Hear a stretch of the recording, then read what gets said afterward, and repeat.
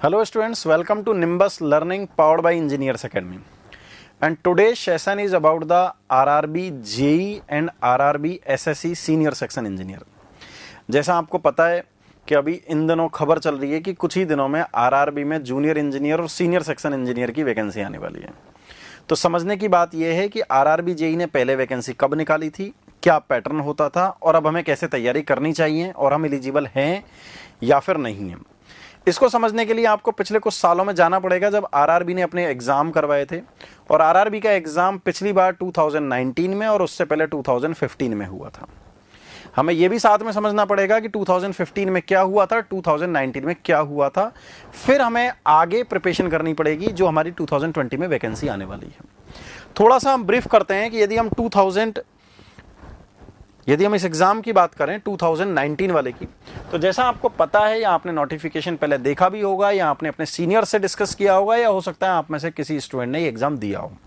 2019 में जब ये एग्जामिनेशन होता था तो आरआरबी जेई के लिए हुआ था, सीनियर सेक्शन इंजीनियर की वैकेंसी नहीं आई थी क्योंकि 2016-15 के आसपास रेलवे ने डिसाइड किया था कि हम सीनियर सेक्शन इंजीनियर की पोस्ट पर रिक्रूटमेंट नहीं करेंगे, ओनली हम जूनियर इंजीनियर पर रिक्रूटमेंट करेंगे। इसी कारण से 2019 में सीनियर सेक्शन इंजीनियर की वैकेंसी नहीं आई और क्योंकि वो बाउंडेशन, वो रूल वापस से चेंज किया गया, इसलिए अब 2022 में सीनियर सेक्शन इंजीनियर की वैकेंसी भी आएगी। लेकिन हमें पहले देखना है 2019 में जो वैकेंसी आई थी जूनियर इंजीनियर वाली आरआरबी जेई, जिसको कि हम railway recruitment board junior engineer, जो कि जनवरी 2019 में आई थी और जनवरी में ही उसकी लास्ट डेट थी। और ये एग्जाम 2 स्टेजेज में होता था 2019 में। रेलवे ने डिसाइड किया कि उसे 2 स्टेजेज में करेंगे, CBT 1 computer based test 1 and computer based test 2। Computer based test 1 जिसको कि मई से जून में, मतलब 22 मई से 2 जून तक करवाया गया क्योंकि बहुत सारे स्टूडेंट थे जिन्होंने CBT 1 दिया था और इसका 13 अगस्त को रिजल्ट निकाला गया। और जिन स्टूडेंट्स ने CBT 1 क्वालिफाई किया उनको CBT 2 के लिए आमंत्रित किया गया और उन्होंने CBT 2 का एग्जाम दिया जो कि अगस्त एंड से लेकर 1 सितंबर तक एग्जामिनेशन हुआ था और फाइनल रिजल्ट 2019 में 11वें महीने में आ गया। मतलब आप इस पूरे प्रोसीजर को देखेंगे तो जनवरी से स्टार्ट होके और बाय द एंड ऑफ 19 आपके पास में पूरा का पूरा रिजल्ट डिक्लेयर हो गया। ऐसा ही 2022 में होने वाला है। जनवरी फरवरी के आसपास वैकेंसी आएंगी और दिसंबर तक उसका रिजल्ट डिक्लेयर हो जाएगा। बात यहां पर आती है कि सर CBT 1 और CBT 2 में होता क्या था और ये वैकेंसी कितनी आती थी। यदि मैं 2019 का रिकॉर्ड देखूं तो जैसा आपको पता है कि इसमें 5 ब्रांच के student, electronics, electrical, mechanical engineering, civil engineering and CSIT 5 branch के स्टूडेंट एलिजिबल होते हैं। और यदि मैं 2019 की वैकेंसीज की बात करूं तो जूनियर इंजीनियर के लिए 13,034 वैकेंसी आई थी, फिर वो अपडेट होकर कुछ 12,000 समथिंग रह गई थी। Similarly for the IT 29 vacancies थी। डिपोट मटेरियल के लिए जो वैकेंसी थी वो 227 हो गई, इन केमिकल एंड मेटलर्जी के लिए वैकेंसी 387 हो गई। ऐसे यदि आप टोटल करेंगे तो अराउंड 13,500 वैकेंसीज इंजीनियरिंग स्टूडेंट्स और उससे रिलेटेड इंजीनियरिंग स्टूडेंट के लिए थी।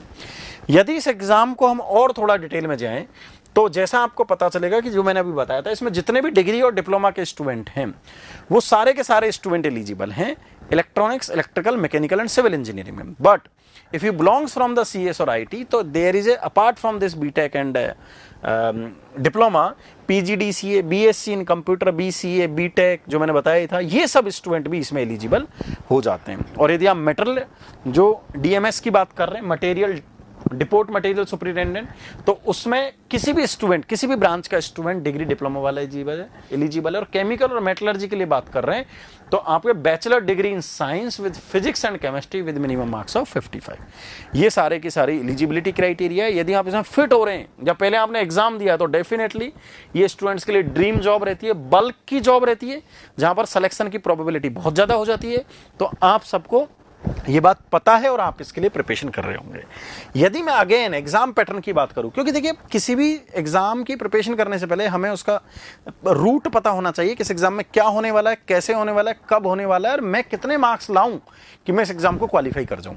तो मैंने आपको बताया था 2019 में CBT 1 और CBT 2, दो students who qualified the CBT 1 are eligible for the CBT 2। तो CBT 1 के लिए जो एग्जाम पैटर्न था वो कॉमन था सभी के लिए, जिसमें टोटल आपसे 100 क्वेश्चंस पूछे पूछे गए थे और 100 मार्क्स का पेपर था जो कि आपको 90 मिनट 1.5 घंटे में आपको सॉल्व करना था, जिसमें क्वांटिटिव एप्टीट्यूड जिसको कि मैथ्स बोला गया जिसके 30 question, general intelligence and reasoning के 25 क्वेश्चन, जनरल अवेयरनेस के 15 क्वेश्चन और general science that includes physics chemistry and biology 10th तक के उसको इंक्लूड करें तो ऐसे पूरे 100 मार्क्स 100 क्वेश्चन 1.5 घंटे में 90 मिनट्स में आपको सॉल्व करने थे। And definitely it is objective exam, that's why if you are giving the wrong answer then there is a 33% negative marking, 1/3 आपका नेगेटिव होना था। फिर जिन स्टूडेंट्स ने क्वालिफाई किया था उनको मेंस देने का मौका मिला था जिसको कि CBT 2 बोला गया। CBT 2 जब हुआ तो CBT 2 में यहां से ही कुछ सिलेबस कॉपी किया गया, प्लस क्योंकि डेफिनेटली ये एक इंजीनियरिंग का एग्जाम था तो वहां पर टेक्निकल सब्जेक्ट भी पूछे जाने थे, तो जनरल अवेयरनेस के 15 क्वेश्चन जो इधर प्रिपरेशन करी थी वो इधर भी काम आई, फिजिक्स केमिस्ट्री के 15 क्वेश्चन जो इधर प्रिपरेशन करी थी वो भी इधर काम आई, बेसिक्स ऑफ कंप्यूटर एप्लीकेशन इसके 10 क्वेश्चन पूछे गए, एनवायरमेंट एंड पॉल्यूशन कंट्रोल, आपको पता है कि आज की डेट में एनवायरमेंट एक बहुत बड़ा इशू है, उसी को ध्यान में रखते हुए उसका 10 क्वेश्चन ऐड करे गए और इन 50 क्वेश्चन के अलावा 100 क्वेश्चन आपके टेक्निकल सब्जेक्ट के पूछे गए। 100 क्वेश्चन टेक्निकल सब्जेक्ट के कौन से पूछे गए? वही वो सब्जेक्ट जो ऑलमोस्ट आपके SSC JEE में पूछे जाते हैं। सिविल के तो वही सब्जेक्ट थे, मैकेनिकल के भी ऑलमोस्ट वही सब्जेक्ट थे, इलेक्ट्रिकल में कंट्रोल है, डिजिटल है या एक आध दो सब्जेक्ट है उनका भी कुछ वेटेज ऐड कर दिया गया और इस तरीके से 100 क्वेश्चन टेक्निकल हो गए, 50 क्वेश्चन नॉन टेक्निकल हो गए, 150 question objective question you have to solve for CBT 2 within a duration of 2 hours. 120 minutes में सॉल्व किया गया, 1/3 नेगेटिव मार्किंग रखी गई और फाइनली जिन स्टूडेंट्स का सिलेक्शन हो गया उनको ज्वाइनिंग दे दी गई। ये एक ऐसा प्रोसीजर था जो जनवरी में स्टार्ट हुआ, नवंबर में क्लोज हुआ, दिसंबर जनवरी में कट ऑफ निकाल के फिर उनको जगह वगैरह अलॉट कर दी गई। तो इस तरीके से 2019 की ये स्टोरी रही। जैसा कि मैंने आपको बताया था, पांचों स्ट्रीम के student, electronics engineers, electrical, mechanical, civil and computer science, apart from these diploma students are also eligible for this examination. यदि मैं 2015 की बात करूं, जो मैं आपसे भी थोड़ी देर पहले डिस्कस कर रहा था, जिसमें जूनियर इंजीनियर के साथ में सीनियर सेक्शन इंजीनियर, जो जूनियर इंजीनियर वाले जो कुछ सालों बाद में प्रमोट होकर SSC पर चले जाते हैं, उसका भी डायरेक्ट रिक्रूटमेंट किया गया 2015 में। और क्योंकि कुछ मैंने थोड़ी देर पहले आपको बताया था, बाउंडेशन लगी थी, वो बाउंडेशन वापस ओपन हो गई। नाउ द कंडीशन इज कि 2022 में भी SSC की वैकेंसी आने वाली है। तो यहां पर यदि हम देखें तो ये जून 2015 में आपके पास में वैकेंसी आई थी, जुलाई में लास्ट डेट थी, अगस्त और सितंबर में एग्जाम हुआ था और फरवरी 2016 में रिजल्ट डिक्लेयर हो गया था। मैं क्या बताना चाह रहा हूं कि देखो, नोटिफिकेशन आना और एग्जाम की डेट में बहुत बड़ा गैप नहीं होता। जब ये गैप नहीं होता तो प्रिपरेशन करने के लिए आपको टाइम चाहिए। और 2015 में तो CBT 1-2 का भी चक्कर नहीं था, एक ही एग्जाम हुआ करता था जिसको CBT कंप्यूटर बेस्ड टेस्ट बोला जाता था। 1 और 2 का कोई लफड़ा नहीं था। यदि हम 2015 के एग्जाम पैटर्न की बात करें या उससे पहले नंबर ऑफ वैकेंसीज की बात करें तो आपके पास में इस तरीके से वैकेंसी थी। सीनियर सेक्शन इंजीनियर की around 1100 plus vacancy, junior engineer की भी 1000 के आसपास, फिर आपको जो DMS मैंने बताया था केमिकल या चीफ डिपोट की भी, मतलब सीनियर वाली वैकेंसीज भी आई थी। जैसे यहाँ पर जूनियर इंजीनियर, सीनियर इंजीनियर, ऐसे डिपोट मटेरियल सुपरिटेंडेंट के चीफ डिपोट मटेरियल सुपरिटेंडेंट, इस तरीके से टोटल आपके पास में अराउंड 2200 वैकेंसीज टोटल आई थी। और ये 2015 में ये रिक्रूटमेंट हुआ था, 19 में, अब 2022 में होने जा रहा है, जिसके लिए आपको प्रिपरेशन करनी है।